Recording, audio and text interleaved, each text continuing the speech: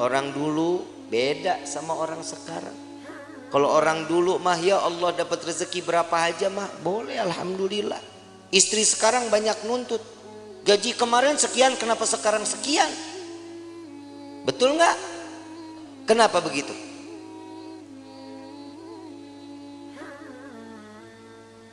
Urusan rezeki siapa yang kasih? Kenapa mintanya sama suami? Mintanya sama Allah, tapi doanya di samping suami. Ya Allah berikan rezeki kami yang banyak lewat suami saya. Samping telinga ngomong kalau lagi tidur juga. Ya Allah, lipstik beak.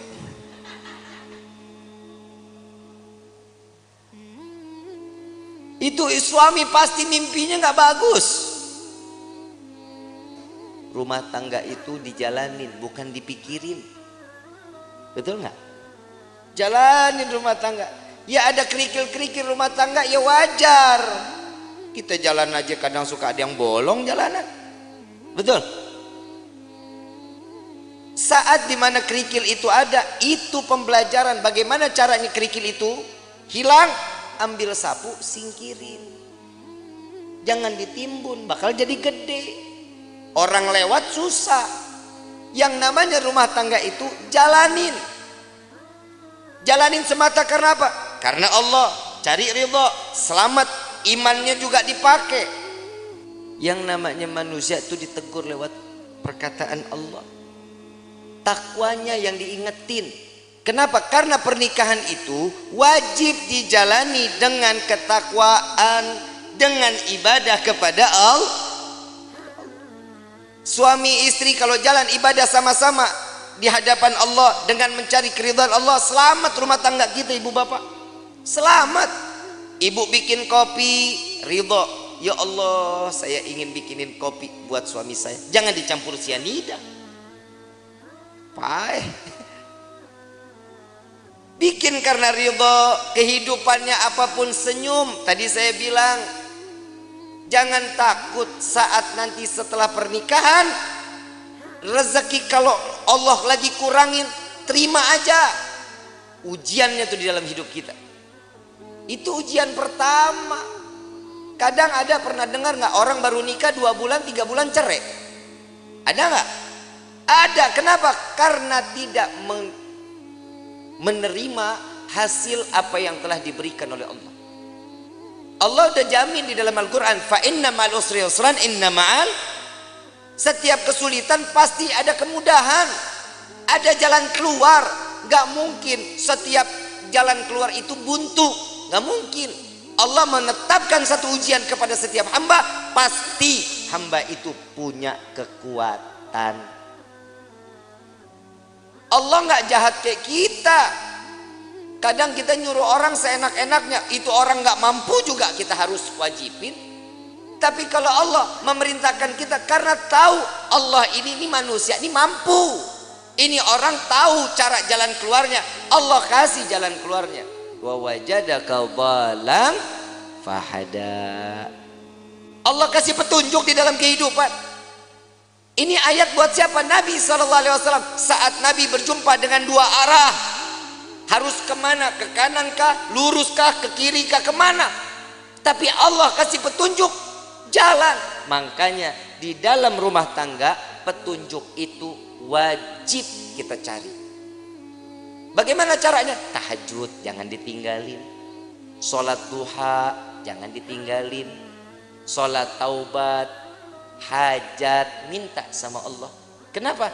Saat seorang istri sujud, saat seorang suami sujud, ini akan mendapatkan pandangan kasih sayang oleh Allah. Insya keluarganya pasti sakinah, aman, tenang. Yang kedua, mawaddah. Mau apapun kendala di dalam rumah tangga tetap ngegemesin. Tahu ngegemesin? Bercanda tuh di dalam rumah tangga harus. Suami istri jangan tegang-tegang. Cuman nanya gaji berapa sekarang? Lu berapa? Gue sekian. Banyakan gua. Jangan. saling bercanda. Bagaimana? Sekiranya yang dilihat istri suka, suami suka. Ada kisah ini, Sayyidina Ali karamallahu wajha, menantu Rasulullah sallallahu alaihi wasallam, pernah ada konflik saat Siti Fatimah berbicara. Saat Siti Fatimah berbicara itu, Sayyidina Ali ngerasa tersinggung, wajahnya berubah, gak seneng, tapi gak berani untuk ngucapin. Sayyidina Ali, kenapa? Karena memandang, ya Allah, ini anaknya Nabi, saya marah, saya takut dosa. Enggak dibicarain, tapi masang wajah berubah. Siti Fatimah sadar, salah ucapan saya, minta maaf. Langsung minta maaf sama suami. Gak dijawab, keliling sambil nari-nari. Sambil nari-nari. Begitu selesai nari-nari, bikin lucuan, sampai Sayyidina Ali tertawa, senyum. Maka disitulah Siti Fatimah datang kepada Rasulullah sallallahu alaihi wasallam. Ya Rasulullah, tadi nih saya ngerasa ada salah bicara sama suami saya. Langsung mukanya berubah, Nabi ikut berubah. Belum selesai bicaranya Siti Fatimah, Nabi juga berubah. Kenapa? Hei, engkau tidak akan mendapatkan keridhaan Allah, engkau akan dilaknat oleh Allah. Ntar dulu, saya sudah berhasil membuatnya dia tersenyum. Apa yang kau lakukan? Saya menari-nari, entah berapa puluh kali saya keliling-keliling di depan wajahnya, sampai keluar senyuman. Apa kata Nabi? Maka saat dia tersenyum, Allah buka pintu surga untukmu, maka Allah kembali ridha kepadamu. Pak, Bapak, besok kalau istri marah-marah, panggil topeng monyet, suruh main, suruh dia joget di depan kita. Jangan malu, Bu. Ibu punya salah, ngomong minta maaf. Nggak tahu salahnya di mana, tetap minta maaf. Bib, kalau yang salah suami, tegur baik-baik. Jangan didiemin sehari, 2 hari, 3 hari. Ini bahaya. Ini kadang di rumah tangga suka begitu tuh. Kadang kalau lagi ribut rumah tangga, main diem-dieman. Saya lagi bingung, ada suami istri kalau ribut diem-dieman. Lu tinggal serumah, lu diem-dieman, lu kayak anak kos. Yang namanya masalah di dalam rumah tangga, obrolin, jangan didiemin. Kenapa? Itu akan menjadi bom waktu. Setan gosok tuh hati kita. Setan masuk ke dalam pikiran nih, kuping kita dibisikin terus. Jangan dikasih maaf, jangan, gak usah perlu minta maaf, jangan dimaafin. Itu pasti syaitan akan ikut campur. Kenapa? Syaitan gak bakal pernah terima ngelihat rumah tangga utuh karena cari ridha Allah. Syaitan gak bakal diam. Siti Hawa, Nabi Adam, romantisnya setengah mati. Romantisnya setengah mati. Laki-laki digoda karena siapa? Nabi Adam. Kita sampai hidup di dunia, Nabi Adam dirayu sama seorang istri yang bernama Siti Hawa. Coba ambil buahnya, tapi Allah bilang gak apa-apa, kan gak dimakan, dipegang aja. Dapat rayuan, Allah murka. Allah udah bilang jangan makan, jangan, gak deketin aja, jangan. Dipetik baru sampai di gigi, Allah murka, diturunin ke dunia. Coba kalau Nabi Adam gak makan, gak ngedeketin, kita hidup di sorga semuanya ini. Tapi kadang manusia suka nuntut macem-macem sama Allah. Kalau lu mau nuntut, nuntutnya Nabi Adam. Gara-gara Nabi Adam makan buah khuldi, kita jadi ada di walahar. Aturan kan kita di sorga semuanya ada. Gak capek-capek kerja, capek-capek nulis CV, ngajuin, kadang diterima, kadang kagak. S1 cleaning service.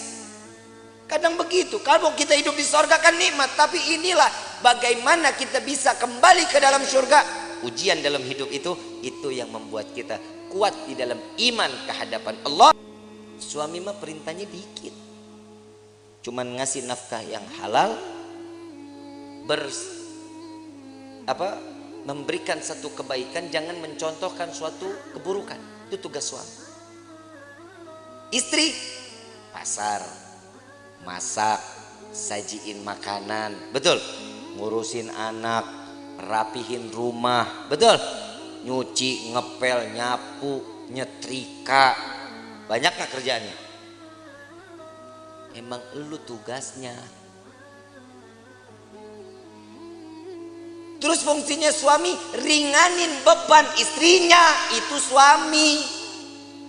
Hanya begini. Yang namanya suami kalau lagi istri nyuci, suami yang ngejemur.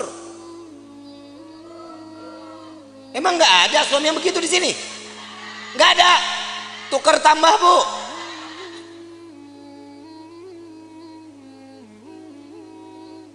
Suami angkatin jemuran, istri yang nyetrika. Nggak ada. Suami yang ke pasar, istri yang masak. Nggak ada. Ya derita lu dah. Ngeringanin beban istri itu salah satu pahala untuk suami.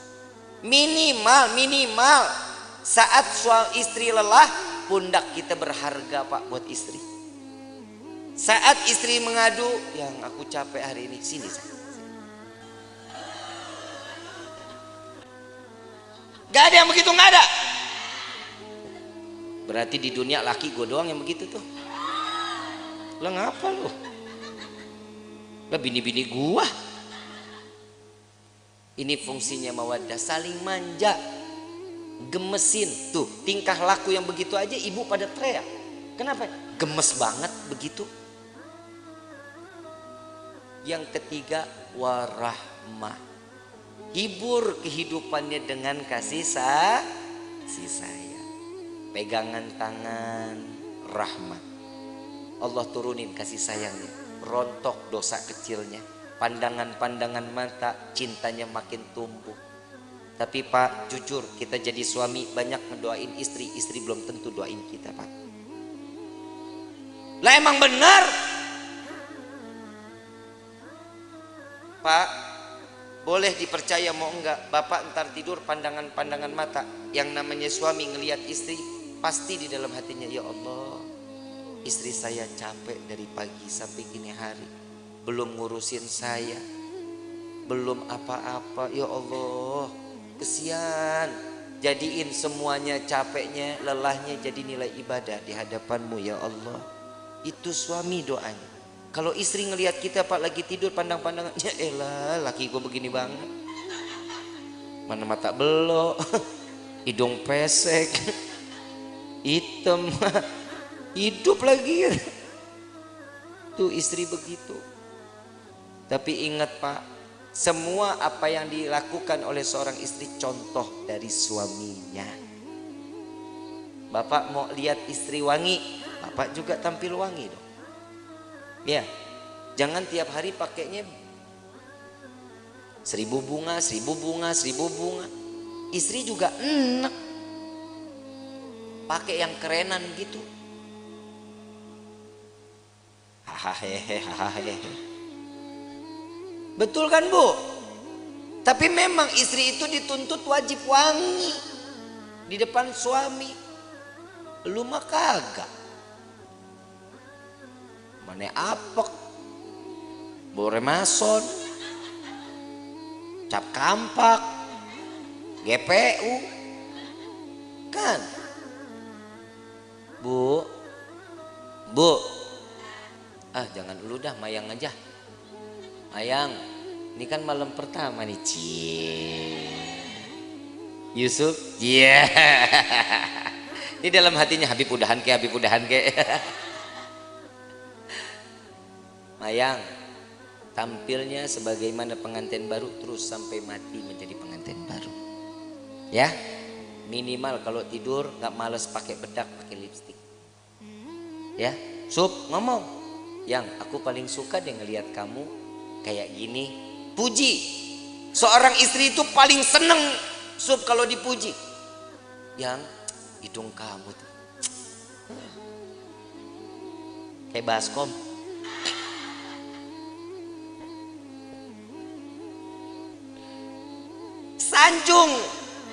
Sanjung istri. Yang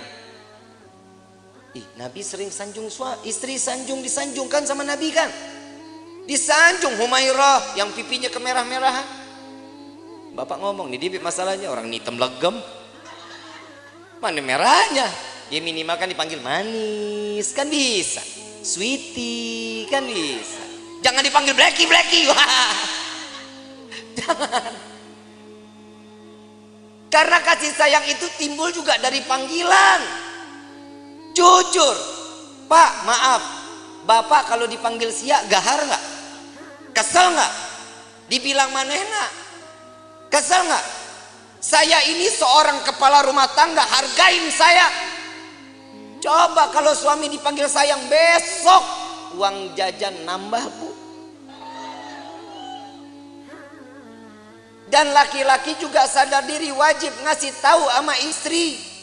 Lihat Rasulullah nyanjung Siti Fatimah, Siti Aisyah saat lagi sholat. Siti Aisyah, Rasulullah lewat, ya Allah, terima amal ibadah Aisyah. Ya Allah, ampuni dosa Aisyah. Ya Allah, masukkan Aisyah ke dalam surga. Doa di hadapan Siti Aisyah. Siti Aisyah lagi sholat. Begitu selesai sholat langsung kabur. Ya Rasulullah, tadi aku dengar engkau doakan aku. Iya ya Aisyah. Gimana perasaannya? Wah, senang. Begitulah caraku mendoakan umatku, kata Nabi Muhammad SAW. Ternyata doanya Nabi Muhammad tetap buat umat. Kebahagiaan siapa? Umat. Makanya orang yang menikah itu mencontoh sunnah Nabi Muhammad sallallahu alaihi wasallam. Makanya ibu, yang namanya suami nikah jangan banyak aturan. Suami mau nikah lagi, kasih. Emang apa? Perih. Lebih perih suami ngelihat lo cemberut mulu. Betul Pak?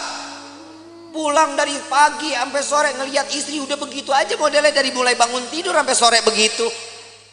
Muka demek, rambut berminyak, begitu dicium, ya Allah, bau kompor. Bu, mau suami betah di rumah mau? Yang rapi dong. Kelihatan suami bakal pulang kapan? Mandi, rapi, bersih. Saat ngadepin suami, suami pulang ngelihat istri cantik, ya Allah, itu capek ditinggal di pagar, Bu. Gak diajak masuk capeknya. Mah, kemon. Gak ada cap. Kalau ini sudah di rahmatnya ini, rahmahnya ini kita jalanin, inilah yang namanya baiti jannati, rumahku surga, surgaku. Tapi kalau ini nggak ada, iman nggak ada, siap. Rumah jadi neraka. Rumah jadi neraka. Ibu bapak romantis suami istri, anak ngelihat senang, anak pasti akan contoh kelak nantinya dia bersama suami atau istrinya akan sama sebagaimana rasa kasih sayang yang dicurahkan oleh pasangan ibu dan bapaknya. Kalau anak tiap hari ngelihat orang tua ribut, besok anak begitu juga. Apalagi kalau ada bapak kasar sama istri. Nah, punya anak laki-laki, punya anak perempuan, besok tuh anak kalau udah gede, punya psikologinya berubah, takut sama laki-laki, dia akan cari pasangan perempuan.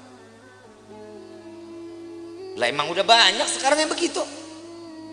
Sebenarnya itu faktornya bukan hanya itu.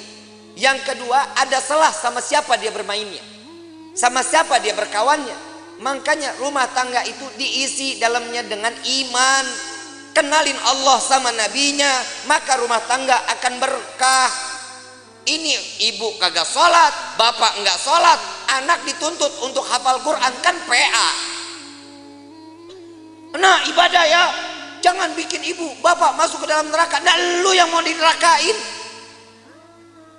Kadang orang tua juga suka egois. Dia ngarepin ini anak bisa nyelamatin dia, sekarang hidupnya dia semau-maunya. Kasih kenal anak kepada Allah sama Nabi, itu yang bikin tenang. Bapak, ibu enak ibadah, ibu enak pengajian, anak terlepas rambutnya, kelihatan sama yang bukan mahramnya. Hati-hati, ini anak perempuan begini, cukup dengan satu helai bawa masuk 4 laki-laki ke dalam neraka jahanam. Bapaknya, pamannya, baik itu dari ibu atau dari bapak, suaminya, anak laki-lakinya. Jangan jadi aman. Makanya saya selalu mengatakan saat proses pemakaman, simak baik-baik. Untuk para alim ulama, para kiai, para asatid, saya ingin menyampaikan, untuk prosesi pemakaman perempuan dilarang ikut di dalam proses pemakaman. Ngaji, makanya ngaji. Jujur kiai, jujur ustazah, benar. Ini yang masih menggunakan tradisi ini cuma para habaib sama syarifah. Sekarang proses pemakaman saat keranda jenazah dibawa, perempuan ikut di belakang. Saat perempuan atau si jenazah ingin diproses masuk ke dalam liang lahat, perempuan pada ngejejer di dekat lubangnya. Hati-hati, yang namanya perempuan itu banyak larangannya. Tangan terbuka segini, ini aurat. Ibu yang ngebuka aurat, jenazah yang disiksa.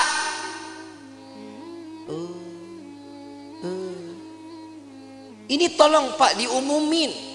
Pak Kepala Desa boleh bikin surat untuk setiap masjid sama musola. Perempuan dilarang ikut. Bib, ini ibu saya, bodoh amat. Habib, ini bapak saya, kumaha aing bae. Nggak boleh. Jangan. Kenapa? Ini akan menjadi satu siksaan. Selesai proses pemakaman, laki-laki keluar, perempuan mau silahkan mau ziarah, nggak dilarang. Tapi saat prosesnya jangan. Kenapa? Bikin repot. Belum nangis kayak orang gila. Bapak, ibu. Kalau suami yang meninggal nggak begitu nangisnya. Jangan tinggalin saya, buaya. Apalagi warisan banyak, senyum. Yang tenang ya yang, mudah-mudahan diterima amal ibadahnya ya yang. Tuh kalau duitnya banyak. Ada laki-laki lihat, ini siapa nih yang nangis-nangis ngegerung-gerung? Oh ini istrinya. Jandanya boleh juga nih. Ajang jodoh di depan pemakaman. Hati-hati ya Kiai, Ustadz, tolong ini diumumkan di setiap majlis-majlis ta'lim. Ya Bu ya. Ya Bu, Ibu sayang nggak sama jenazah? Mau dia saudara, mau dia adik, mau dia siapa, biarin. Yang urus biar orang yang mahramnya laki-laki. Emang ibu ikut gali kubur? Ibu ikut nguruk? Ibu ikut ngapain? Nontonin aja Habib. Emang perempuan tuh banyak keponya. Entar tuh dia di atas makam nanya, itu diapain? Tuh jenazah bisa jawab, kamu nanya.